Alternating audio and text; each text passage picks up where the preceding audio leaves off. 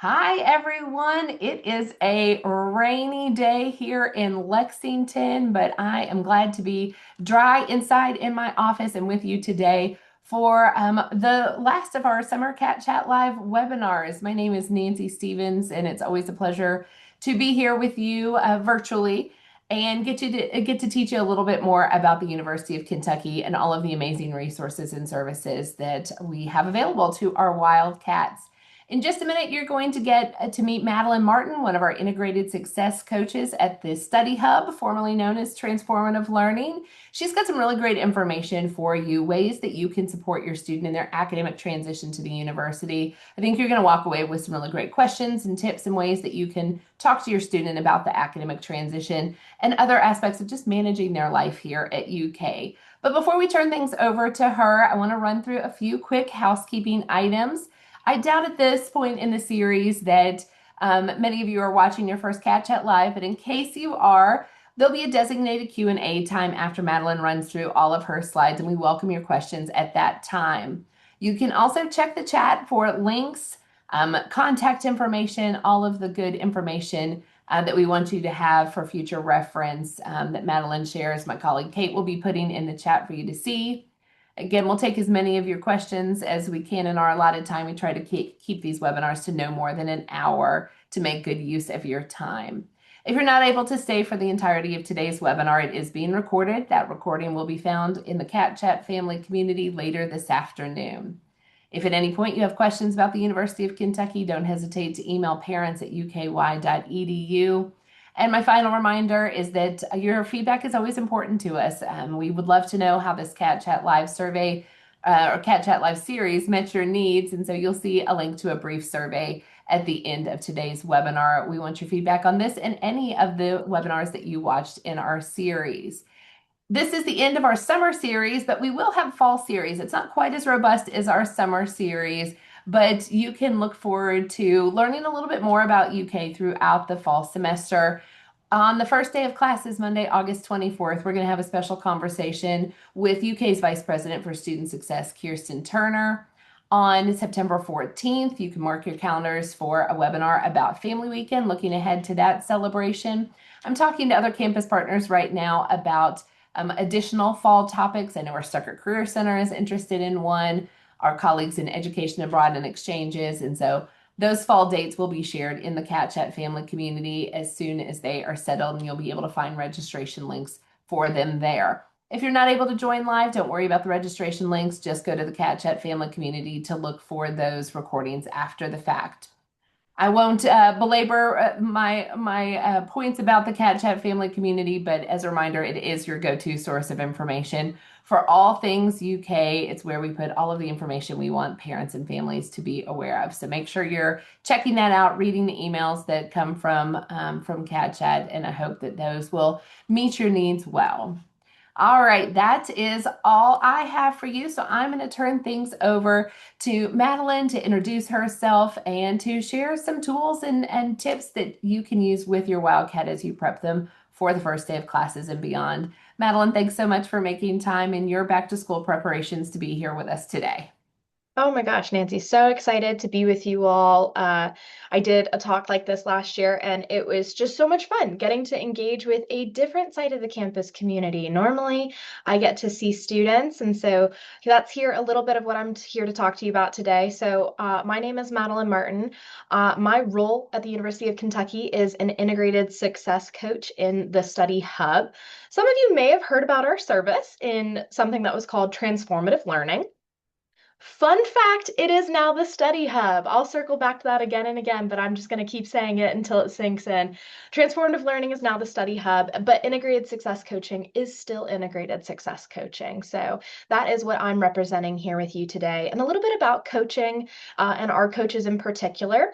All of our coaches are professionally certified coaches, and so we are essentially here to be holistic coaches. So, as you can see, we tend to help with things that fall under the academic umbrella. Sometimes they fall under the wellness umbrella, career, financial, leadership. We try to take the whole student picture into account when coaching our students. And so, really, it's kind of hard to surprise us. We coach any and everything under the sun. And so, I'm very excited to be here with you today, talking a little bit more about what it can look like to have coaching conversations. I find that with a lot of parents that I've personally spoken to, I get a lot of questions around, okay, how can I make sure that they feel ready? How can I make sure that they know what to do? Because when we think about college, it shifts your entire role.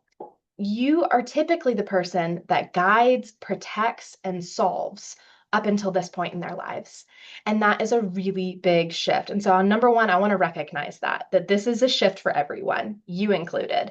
And so, during college, it's very important that we recognize this is a space where students really need those opportunities. And I like to phrase them as opportunities rather than challenges. But let's be honest, opportunities can be challenging, but these opportunities can be to practice, to decide, to problem solve, to ask for help. A lot of students aren't really used to asking for help. Also, to learn from mistakes. I often say you're going to learn more from your mistakes than your successes, but ultimately grow. Because the goal is not less support from you all. The goal is a different kind of support. And that different kind of support is overall going to lead to growth. So that's kind of how I want to set the tone for this talk today is this whole conversation that we're going to have is basically how can you help your student become their best selves? And I'm going to be doing that while they're here if they get to come and see our staff and support. But here are all the things that you can do to help us in that journey along the way. So before they even get to campus, it's important that you even ask yourself, how are you feeling about this upcoming transition? Because oftentimes we don't often realize how we're feeling can very much influence how our students are feeling. And so if you check in with yourself and really think, how am I feeling? Am I feeling sad? Am I feeling overwhelmed? Am I feeling anxious? It's very possible that your student is going to pick up on that and maybe even mirror some of that. And so it's really important to check in with yourself and have an honest conversation about how you're feeling so that then you can open the door for an honest conversation about how your student is feeling. So before we even get to campus, before the student even starts packing, I imagine some of them have already started packing at this point, but here are some questions that I find can be really helpful for incoming students just to open their mind to starting to think about these answers for themselves. So a couple of these to sit with. Not all of these are going to land perfectly with you. That's not the goal here. I don't want you to use every single one of these questions. I want you to look at this list and say, what's a question that I could see myself asking my kiddo? So number one, what are you most looking forward to? That gives a tone of excitement and gets them optimistic. What are you most looking forward to? Number two, what are you starting to feel anxious about? Anxiety is totally normal. It's okay to ask about it. What are you maybe a little anxious about? What kinds of things do you think will help you adjust to living away from home, especially if your student is an out-of-state student? This is a very big question where it's really helpful if they can think about this ahead of time because a lot of students, there's a lot of newness. Not only is where they sleep new, but where they eat is new, where they go to class is new. Everything is new. And that's a newness that they're not used to yet. What are some things that you want to be prepared for before you get to campus? Again, very open-ended, but you'll get all kinds of answers from students when you ask these open-ended questions. It's part of why I love my job is I get to just ask questions and they get to spill whatever they want to share with me. And then how can I help you feel ready to take on those challenges? It's a great open-ended question that just says, I'm here to support you, but I want you to tell me what would be most beneficial. So how can I help you feel ready? And it really puts the ownership in your students' hands so that they get the ability to say, you know what? This would be really helpful. I've had some students in particular say that they ask their parents like, hey, the first couple of weeks, like, can you send me a good night text every night? Because it builds in that little bit of normalcy, that little bit of check-in with their parent before they really get used to being on their own a little bit. And so sometimes it's really helpful to have these conversations before they even get to campus. As that first week approaches, which is very close now, it's kind of crazy how close it is, it's really helpful to get them thinking about their expectations. And so one question that I love to ask incoming students, what do you think might be different in college compared to high school? Sit with that question for a minute. I can only imagine the many, many different types of answers we're going to get from students with that question. I love asking that question to students even when they get to campus, but truly, more often than not, what I see with my students, they haven't even thought about this question yet. And so you asking this question, again, it puts the ball in their hands to really think about, man, okay, it is going to be different. What about it might be different? And as the parent or family, you can normalize their fears and really open them up to explore new possibilities. Some very helpful questions. Again, questions are our friends. Questions are your biggest tool and asset in this situation. What kind of things helped you most in high school? This gets them thinking from a strengths-based perspective. What am I already good at? What skills do I already have? And how could those apply to college? What skills do you think will help you do well in your classes? Similar vein there. Again, find the question that fits best for you. What do you think? What do you want to do if things are a little more challenging than you anticipated? I love this question. There's a lot of different ways to ask this question, but it prepares them for things may be hard. What do you want to do when things are hard? And that's a very important question for students to ask themselves when they get here. And then lastly, how would we feel if we took a look at some resources available to you now so you know where to go? This can be one of the best things you can do. But again, you'll notice it's a question, it's an option. We find that students are far more likely to be successful if we invite them into the decision making rather than tell them this is what we're going to do. Most people, more often than not, really don't like being told what to do. My favorite example of this, I'll just tell you guys a little story, is my boss. And she loves coffee, loves it so much. And when she goes to the doctor asks her how many cups of coffee do you drink? She tells him, and the doctor's like, you might want to cut it down to this. Well, let me ask you this. As soon as she leaves that doctor's office, where do you think she's going to go? Starbucks. She goes right from the doctor's office and says, no, I don't want to drink less coffee. I'm going to go get myself another coffee. Why do we think that is? Because we as humans don't often like being told what to do. But if we are invited into the decision making and we say, well, how would you feel about this? What do you think about this? If we're a part of that planning, we are way more likely to actually follow through on that. And that is some of the success that we see in coaching in general. As you all are thinking about the Q&A feature, I encourage you to think also about the kinds of questions that you would ask your student. What are the kinds of questions that you would ask in regards to this? The framework I'm going to be giving you all today is a pause before you solve framework. I have a lot of students that are, a lot of parents actually that have reached out to me in particular. I don't often know how they get my contact information, but they do, and they ask me, I have this student, they're experiencing these challenges. What can I do to support them? What can I do to fix it? And one thing that I noticed with parents that I talk to is they've seen far more success when they pause before they solve and they don't immediately jump in to fix it. They put it in their lap. And so that's the framework I want to introduce you today is LAP, listen, ask, partner. So before you want to jump in and problem solve anything, which let's be honest, we all do, we're all fixers, we all want to make the situation better. Even I have to do this. Put it in your lap. So number one is listen. We try to understand the situation fully and without judgment before responding. That without judgment piece can be really, really hard, but ultimately, that is what keeps your student coming back to you with more and more information. Then you want to ask. Use curiosity before giving direction. We find that that's very successful with students in this age category, where if we can just say, well, what do you think about that? What else could be going on here? Being curious can really help the student see through a different lens potentially and potentially solve their own problem that way, I'll be honest. But lastly, partner. You can support their next step without taking ownership. You can empower them to figure out what the best next step is without actually having to take that step for them. Because your student doesn't always need a support, sometimes they need space to think freely. I find that a lot of students that leave my office at the end of a coaching appointment say, man, it's so amazing that all of these ideas were already in my head, but really talking them out with you, I feel like I could actually do them now. And I think that's because we live in such a fast-paced society and culture where we don't often get time to actually stop and think. And so if you can be that space for your student to really stop and think, they may already have the answers to the questions that they're asking you. So Keep that in your back pocket. I think it's very helpful. We use it all the time in coaching, but I think it could be incredibly beneficial from a parental lens.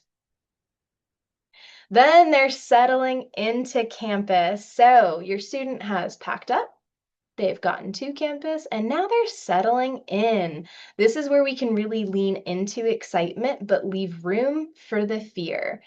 Some things to establish in their first week. You may have your student ask about these three different things. They tend to be hot button issues, if you will. And so I wanted you all to walk away with a couple of ideas for how to talk about these things with your student. Number one is a time management system. A lot of students come in and they're like, okay, I have more time than I've ever had in my life here in college, and I don't really know what to do with all of that time. So a couple of questions that you can ask them to really think through, how do we approach this challenge? Well, how do you want to manage your time? It sounds so crazy simple, but really think about that for a second. When was the last time someone asked you, how do you want to manage your time? You will get crazy, amazing answers from your student, let me tell you. How do you want to stay on top of assignments or due dates? Again, you're putting the ownership on your student to be creative, to think through solutions. You will get the craziest answers. Some of my favorites from students when I ask them, well, how would you really want to do this? Some of them have come up with like sticky note walls, and some of them have come up with whiteboard planners, which sounds wild to me, but truly it was almost like a laminated book where they could write with a dry erase marker. So you just never know what they're going to come up with, and that's the beauty of these open-ended questions. The number two thing is planners. I get a lot of questions about planners, about what kind of planner makes the most sense for students. And they do have the option during their first week on campus before classes start to go and pick up a planner. But honestly, planners don't make sense for everybody. And I think sometimes we need to normalize that a system that you may have used in high school or a system that you may think you should use may not actually be the right system for you. But if someone wants to try a planner, something I always encourage them to really think through is, when does it make the most sense to plan out your week? You know, if you're committed to trying this, how often do you want to sit down and fill it out? How often do you want to check it? You're really getting them to critically think through, if this is a habit that I want to instill, how can I actually make it a habit?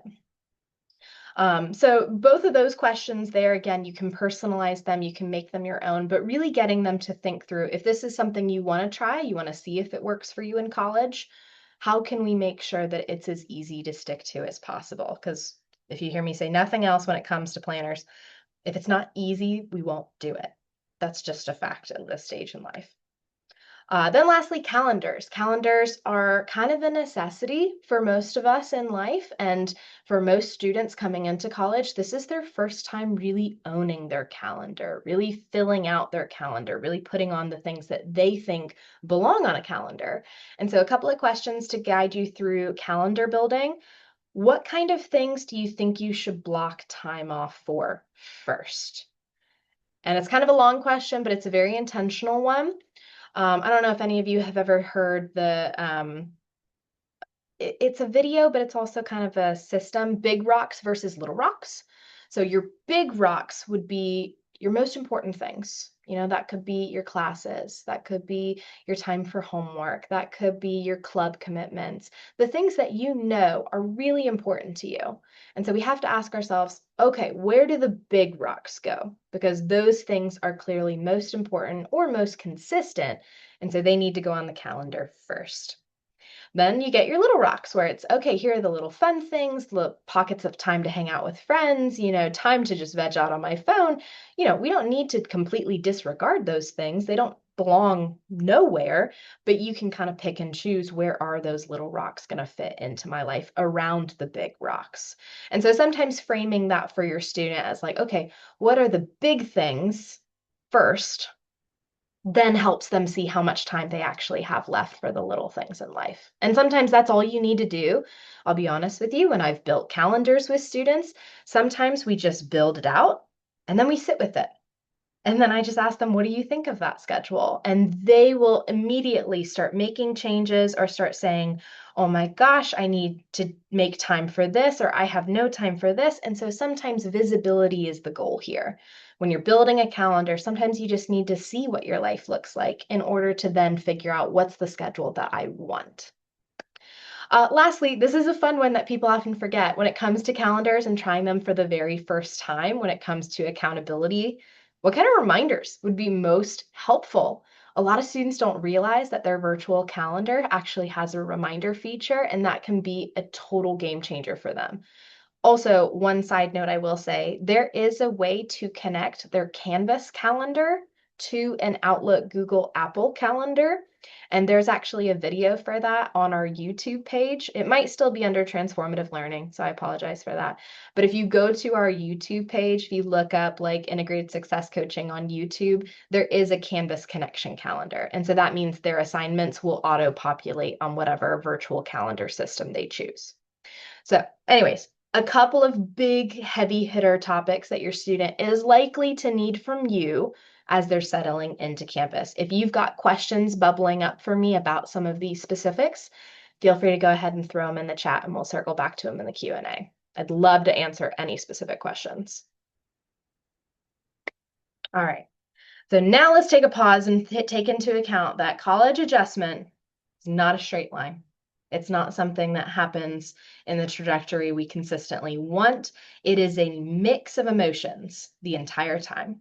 And so your student may experience excitement, homesickness, loneliness, stress, overwhelm, and really questions of belonging. It's important to sit with that. A struggle does not always mean that something is wrong. Sometimes struggle means that growth is happening. It kind of goes back to that LAP system before. Just because your student is feeling one of these things, one of the hardest things that you can do is let them feel it. It doesn't need to be fixed. It doesn't need to be rushed. Sometimes they need to feel it in order to do something with it. I think sometimes we jump in our culture to let's go ahead and let's fix the problem, let's find the supports. And sometimes that works great. But sometimes your student needs to just kind of sit with it. And our office is a very safe place to do that. We help students sit with all of these things frequently. So you can always ask, who would be a good support to you in this emotion. But truly, if it's not to the point of impairing their ability to function, and what I mean by that is if they're not experiencing any of these harsh things to the point where they're not going to class, they're not getting involved, they're not taking care of themselves, then it's okay. It's very, very, very okay to feel what they're feeling.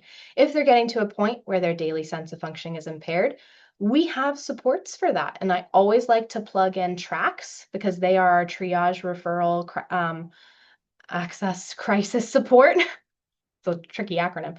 But truly, I always like to normalize. Struggle is very normal, and it's really unless daily functioning is impaired that we don't need to worry about sending them to a crisis support. So always throw that out there. Those ups and downs in the first month that they are likely to experience, there are tons of support spaces for that do not involve talking to a counselor or referral person. So, number one, their faculty instructor office hours. People sleep on this so much. And the hard thing is, that is the source sometimes of their stress. They don't know what to do for this assignment. They don't know what to do for this class. They don't know how to study for this subject. Their faculty are sometimes their biggest supports in that area because you are directly going to the source for this course and saying, hey, how can I best study for your class? Or, hey, where can I go to get help for this class? Sometimes going to the source is so frightening for students, but it is the quickest way to get answers. So you can always be, again, that empowering presence in your student's life and ask them, hey, how would it feel to talk to your professor about this? And again, they may vocalize some discomfort. They may vocalize like, I really don't think I want to do that. You can always follow that up with, what do you think would make it easier to go and talk to your professor? And there you go. You're empowering them to think critically about, well, if I took my friend Or if I went at the beginning of the office hour before other people showed up, or I tried to talk to them before or after class to make it an introduction first, they'll come up with all these beautiful things, but sometimes all you have to do is ask the question. Other sources of support, academic advisors, they can be wonderful supports, not just for picking courses for the next semester, but really tackling courses in the current semester. I have lots of students that they talk to their academic advisor. They'll send them kind of email updates with questions as far as, what supports exist for this class, or, where can I go to get this particular resource that may have nothing to do with classes. And sometimes an academic advisor is that first point of contact for your student. So never sleep on the academic advisor. And then lastly, tutoring and coaching. We have so many resources at UK that it's kind of immense. It's a little overwhelming for students at times, but we do actually have an academic resource search tool where if you look up, UKY academic resources, there's a search tool that comes up and you can actually plug in any class that your student is taking, and then they will actually be able to list every single academic support available for that class. It's wild. It's the most helpful thing you can give your student, where it's like, oh, what tutoring exists for this? Does coaching exist for, which coaching exists for everything? But I love that for the classes where there's no tutoring, they always put coaching, because absolutely we can help that student create a personalized plan for courses that aren't supported by typical tutoring measures. So definitely, there's so many support spaces, and you can sometimes take the burden off of your student by helping them think a little more slowly about, hey, I know there's a lot here. What kind of support do you need the most right now? And then based off of what they're saying, you can kind of pick, does it fall into one of these 4 categories? Okay, how would you feel if we took a look at this together? Sometimes that's all it takes to get your student to feel like, all right, we're in this together. We're going to tackle it one step at a time. Some helpful questions, again, just with any concern that your student is facing. Who could you ask to help you with this issue? I love that question because students are often not even aware that there may be a resource for some of their issues. And so if you say, well, who could you ask for help with this? Then they start thinking, huh, I don't know. And sometimes my favorite thing is, I don't know either. How would you feel if we looked it up together? And we will find out about that resource together in my office. You are more than welcome to do the same thing with your students. And then lastly, again, this question's come up a lot, but I love asking this. What would make it easier for you to ask for that person's help? We know that help seeking makes such a difference in students really feeling like they belong at the University of Kentucky if they feel like they can ask for help. And more often than not, we have to tell them or remind them, hey, there are people that could help. What would make it easier for you to ask for that help? And tackling some of those barriers for help seeking can ultimately be your students' greatest tool for success. Because if they feel comfortable asking for help, then they're less concerned about the next time an issue arises. Now, again, I said this at the beginning, but we've had a few people join since I first said it. If you came to orientation in the summer and you were hearing about transformative learning as the place with coaching, tutoring, supplemental instruction, it now has a new name. It's still here, but it is now called the Study Hub. So the Study Hub is formerly Transformative Learning, and it's still offering the exact same services. So integrated success coaching, we do individuals with students. We also do group coaching. And one thing I forgot to add to the list, but we are piloting this fall, is team coaching. And that's where students may have the opportunity to work with us if they're on a team or in an organized group that may want to work towards a common goal. But individual coaching is one of our most popular services. It's 60% of my job and most of the other professional coaches' jobs. So we offer a lot of individual coaching. But definitely, like I said, it's for any concern a student may be facing, and we help them kind of build a personalized action plan for success around that goal. Then I'll spend more time on the peer-supported learning side. This really is a space where students can get a lot of their academic supports met. We have drop-in peer tutoring. How that works, I get a lot of questions about how that actually works, is we have 2 different locations. We have the Boone Center, which is kind of in the center of campus, and we have Jewel Hall, which is on the north side of campus. All a student has to do for drop-in tutoring is they walk in through our front door. And again, I want you guys to hear this because your student won't know. And if they don't know, they may not come. But you can tell them about it, so they may try it out. They walk in, they say what class they're here for, they enter their ID with the front desk person, and then they go to the table that has their class name on it. Simple as that. That's all it is. And then they sit down at that table, and there's going to be at least one tutor per table, and it's just kind of question by question based. So a student can come there and they can do homework, and then they can flag down their tutor when they have a question, or they can start with a question. They can sit down, they can flag their tutor, they can say, hey, I'd really love some help with this. I will go ahead and tell you it's very popular before exams. And so some students won't try it until right before exams and they'll be like, whoa, that was really crowded. It's not that crowded in all the weeks leading up to those exams. So if they want more personalized support, they can easily get that the sooner they come to the service. I always like to throw that out there because it kind of dismantles some myths that it's always super duper busy. It can get busy, but it's not always super duper busy. And our hours range from like 2 o'clock to 10 o'clock at night. So it's open for a wide range of student hours. So that's how drop-in works. Individual is something we're piloting this fall. So we are actually going to be able to offer some individual tutoring for a lot of courses that we've been getting requests for. I won't say we're offering it for every course because that would be a lie. It's a pilot. We are offering it for as many courses as we're able to. But if you don't see a course supported in individual, you can actually email us and we will actually see if there is a tutor that may be able to offer that course.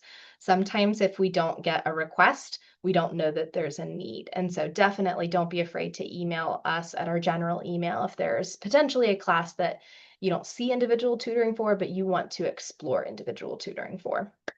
Then we've got speaking and writing tutoring. This can be for any papers, presentations, infographics, any kind of media-based assignment or communication-based assignment.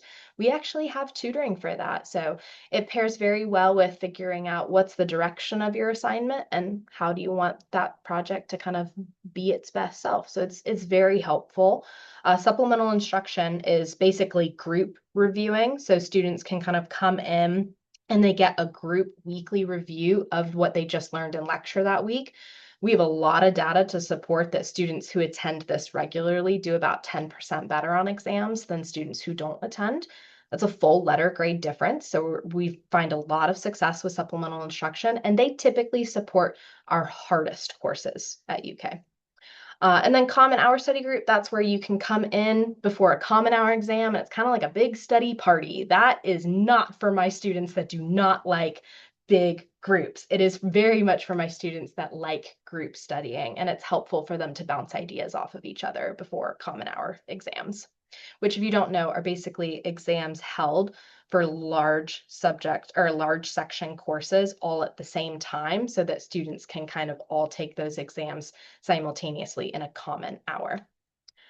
Mentor meetings, that's going to be a new service this fall specifically for nursing students or pre-nursing students, as well as IROC students. So if your student is in IROC or nursing, they may be able to sign up for a peer mentor, which is a very exciting thing we're piloting.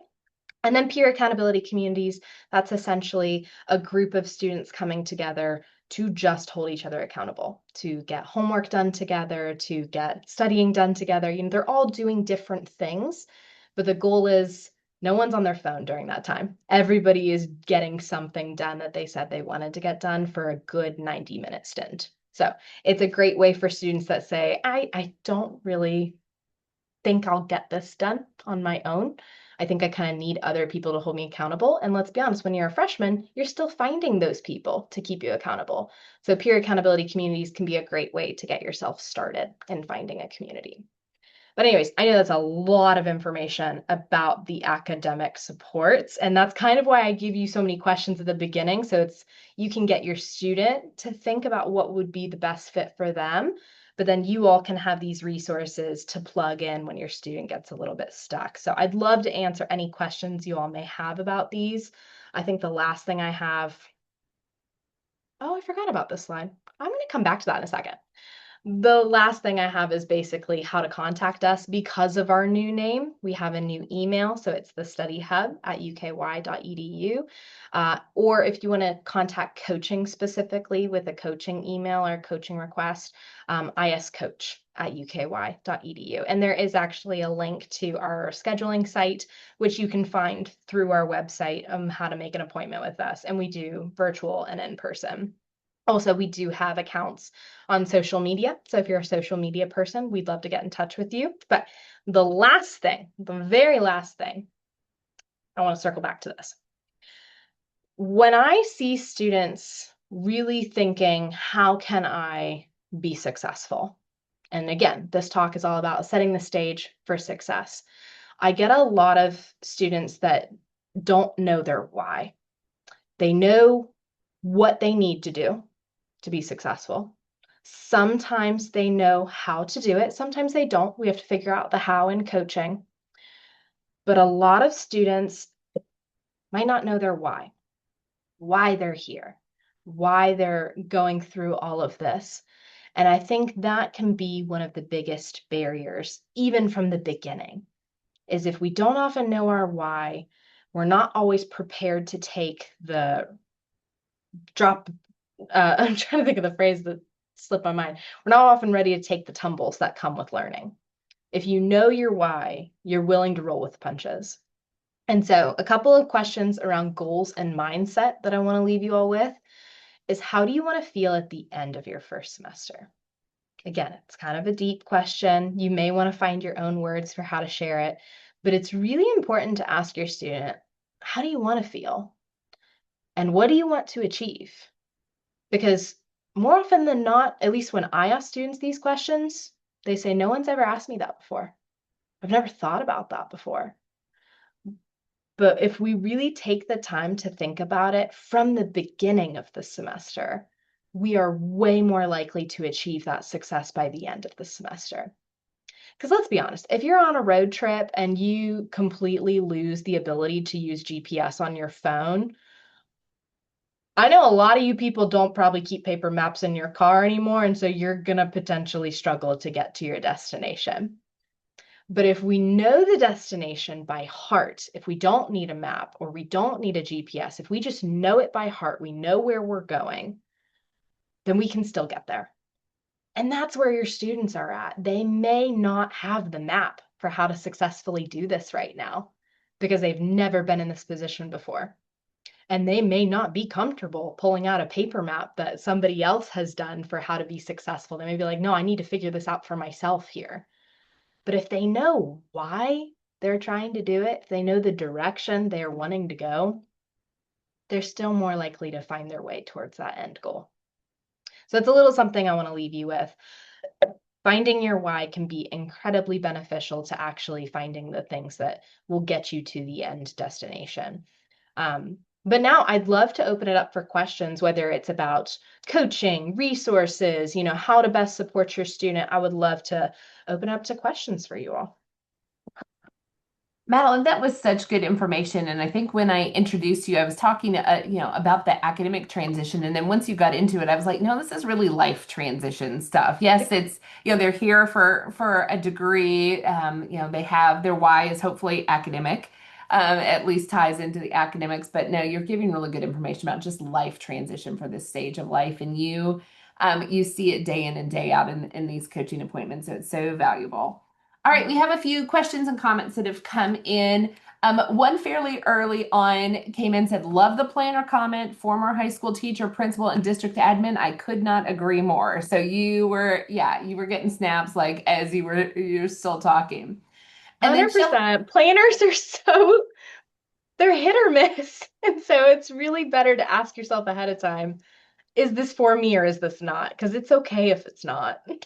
yeah, I've told my high schooler, I'm like, you don't have to pick a system that I would pick. You just have to pick a system. And I did note Exactly. in the chat that The academic planners are distributed when students go to Tech Takeover and pick up their iPads, which I've always kind of laughed at the juxtaposition of that, but we're giving them a digital tool at the same time as we're giving them an old school tool. And some students are very polite, but I've seen them, pass by the academic planner table and say, no, thank Mm. you. And that's totally cool. I love that they have that self-awareness of what's going to work for them and what's not going to work for them. But if they have no idea what works for them and what doesn't work for them, like, take the paper option, take the digital option, and start experimenting. Oh my gosh, yes. I love phrasing like new habits as experiments. I think that's a really key thing where it doesn't have to be this is how I'm going to live life, this is how what I'm going to do. Like every day needs to look like this now because that's the problem with New Year's resolutions, right? We take on this huge daunting thing without actually thinking about does this work with the life that I want? And does this actually fit into the habits I'm already doing? And so I always say, what if we experiment?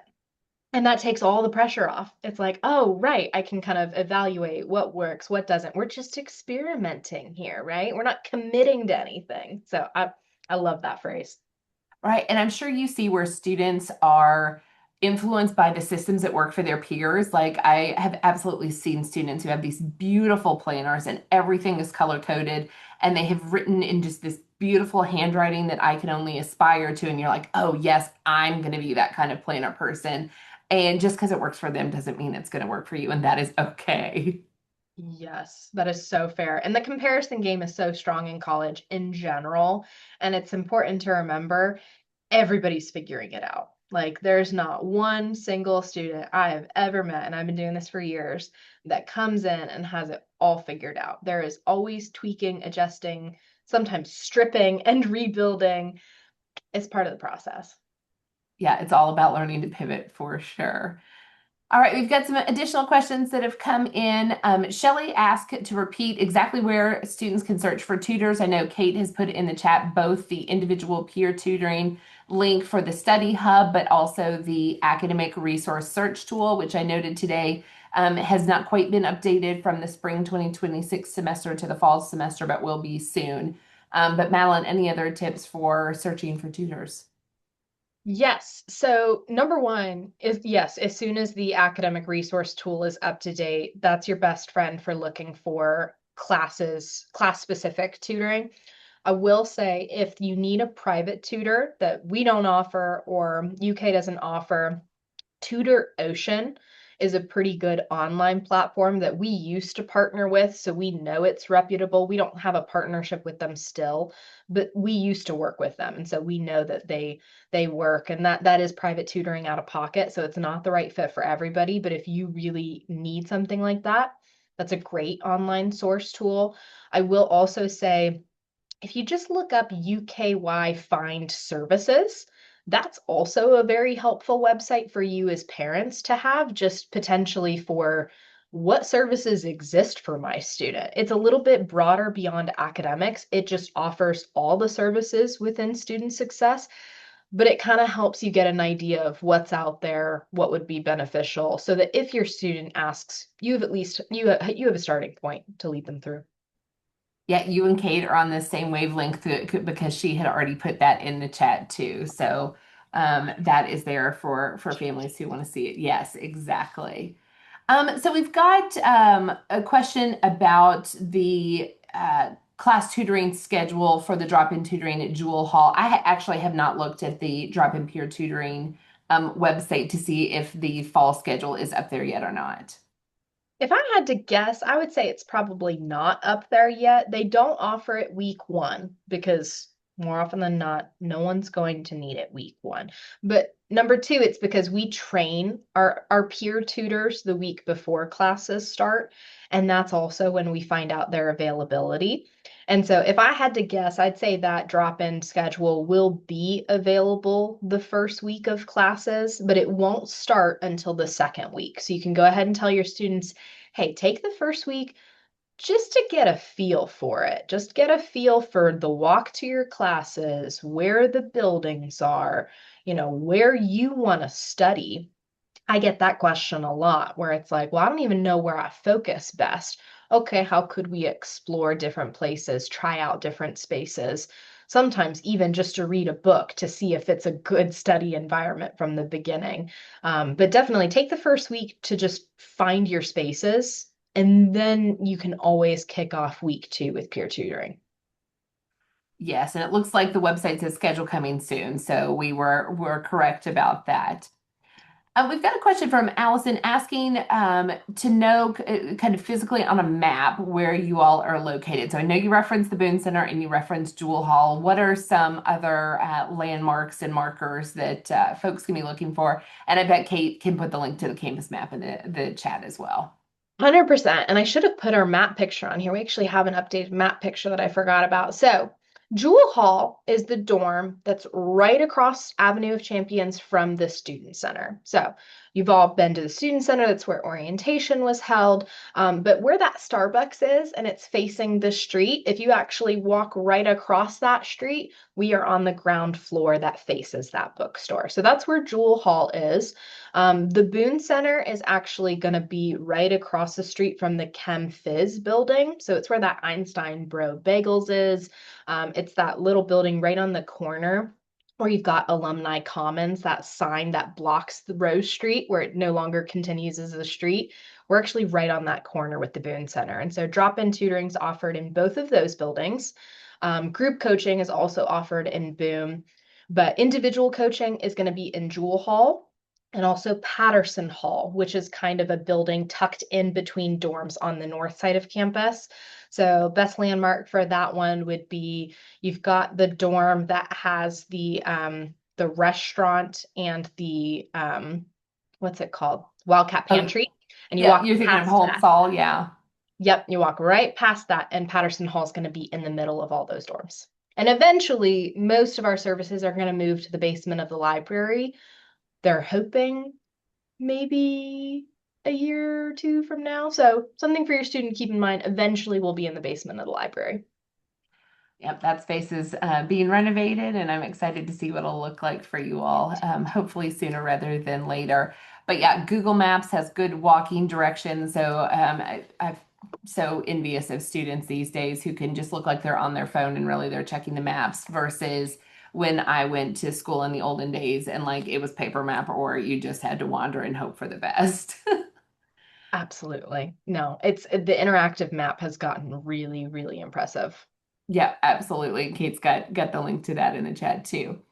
All right. Allison also is asking, she said her daughter is in a living learning program and is wondering if they have some type of special tutoring or sessions on their own. So she doesn't say what LLP, but I'm wondering if you could talk about some of those partnerships and what you're aware of that may be in some of the LLPs. For sure. There are some LLPs that will offer mentor programs, which if you can get a mentor, sometimes that's a really good place to get a tutor from your mentor, and that's a little bit less formalized.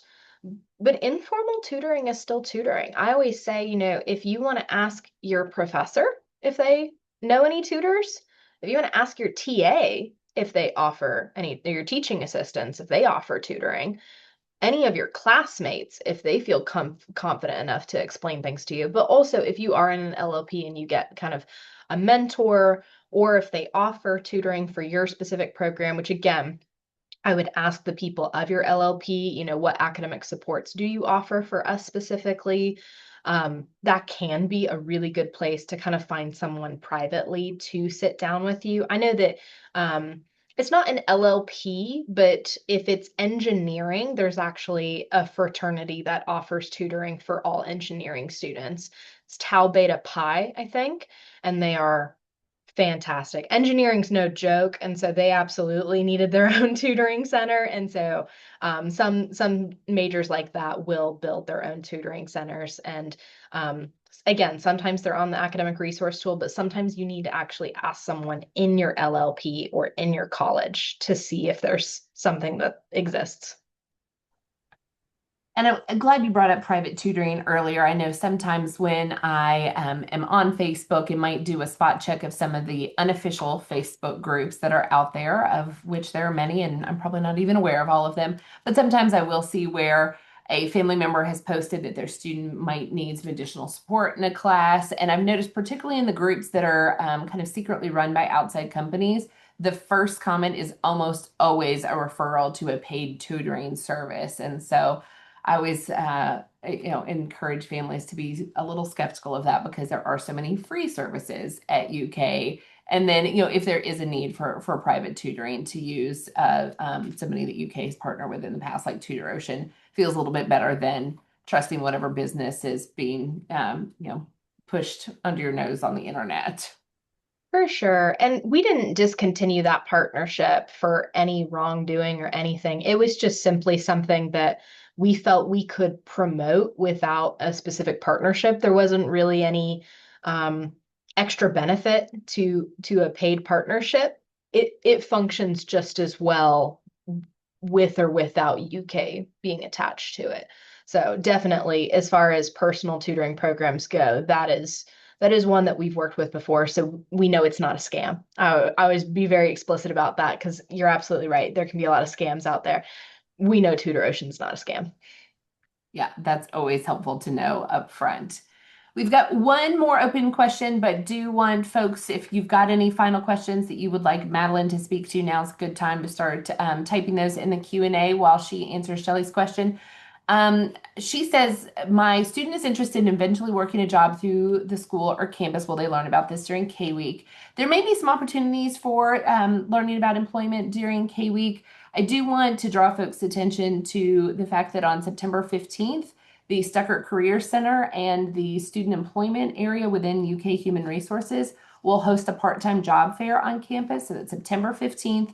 I went ahead and the link with more information is already in the Cat Chat family community. But Madeline, I'm wondering if you can speak a little bit to kind of that time management piece and how employment can support that, considerations for folks to keep in mind. I've talked to some families who were like, no, I don't want my student working because they don't have enough time. They need to focus on academics. I've also seen folks who say having a job really forces them to have better time management skills. What are some things that folks need to consider when they're talking to their student about maybe taking on a job?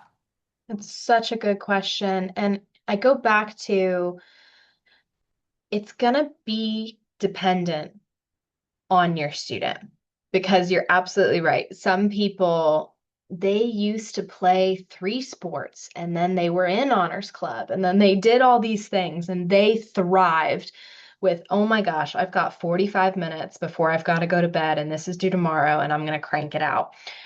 Some students thrive in that. And so it takes a lot of self-awareness for your students even to say, I know myself enough to know if I have less time, I can still get it done.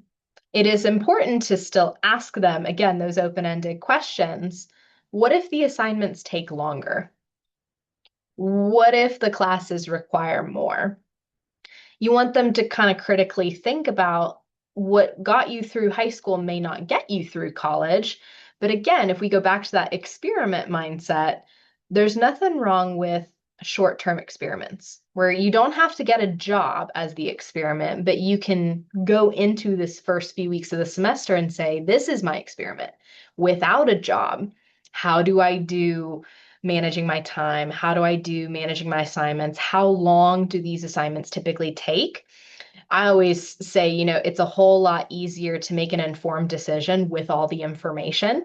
And so going into the semester, you can really start by getting a lot of information just in those first few weeks with, okay, how much time does it actually take to get to class? Because a lot of students don't think commuting is part of their time, but like even just walking around campus, that eats up a lot of time.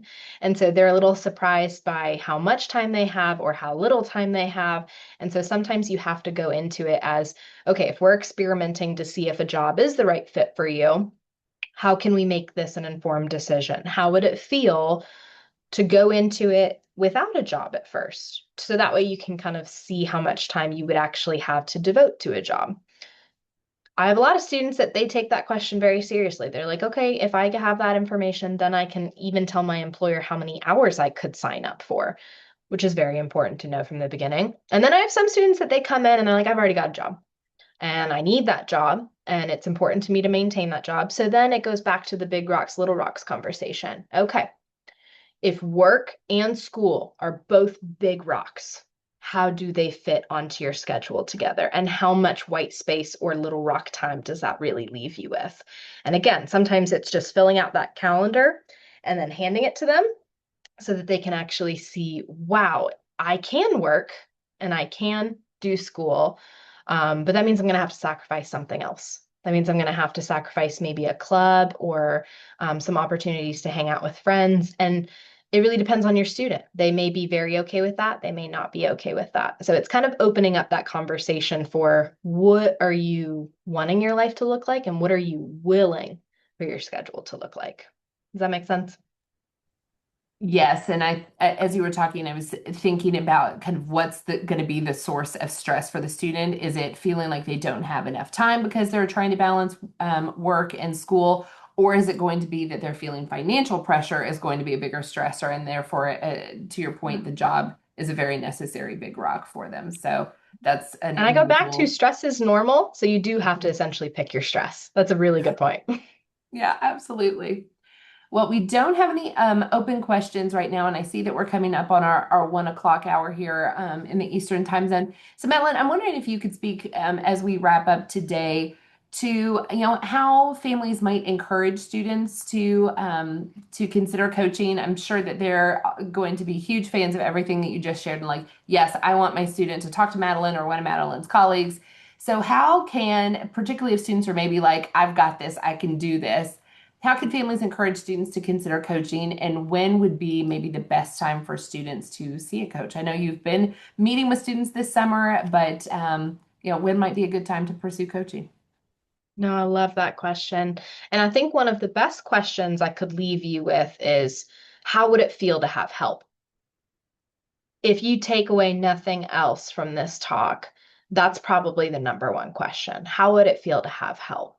Because a lot of students are used to in high school, help is kind of the exception. Like, I don't really need it, but maybe there's this exception that calls for it. In college, having help is the expectation.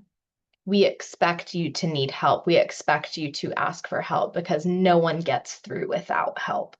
And so if you can ask your student, okay, I hear you saying you want to figure this out for yourself, but how would it feel to have help? Sometimes that opens the floodgates then for them to really think through, well, it might give me some relief. It might give me some confidence just to feel like I'm not figuring it out for myself. And then that can be a great gateway to, well, I heard there's this coaching program and, they don't tell you what to do. They help you think about what you want to do. Because that's kind of a big tagline for us. We're not going to tell you what to do, but we want to think you to think about what you want to do, and we want to help you figure out that plan and how to get there. So I think as far as when to see us, there's not really a bad time to see us.